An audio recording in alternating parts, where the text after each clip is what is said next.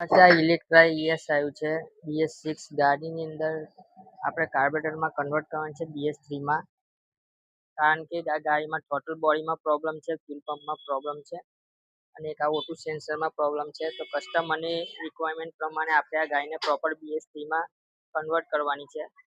Convert કરવા માટે એની માટે આપણે આ ગાડીનો હેડ ખોલવો પડશે, એનું વાયરિંગ હાર્નેસ ચેન્જ થશે, મેગ્નેટ કોઇલ ચેન્જ થશે અને આ જગ્યાએ એરબોક્સ ફિટિંગ કરવાનું છે. તો પ્રોપર રીતે આ ગાડીને આપણે BS3માં કન્વર્ટ કરવાની છે. આપણે હેડ માટે આપણે ડબલ પ્લગ કરવા માટે આ ગાડીનો હેડ પણ ખોલવો પડશે. તો ખોલીને તમારે ચેક કરાવું. તો ટોટલી આપણે ખોલી નાખ્યું છે, તમે જોઈ શકો છો. હવે આ હેડનું કામ આપણે પ્લેટ પર કરાવવું પડશે ડબલ પ્લગ કરાવવા માટે.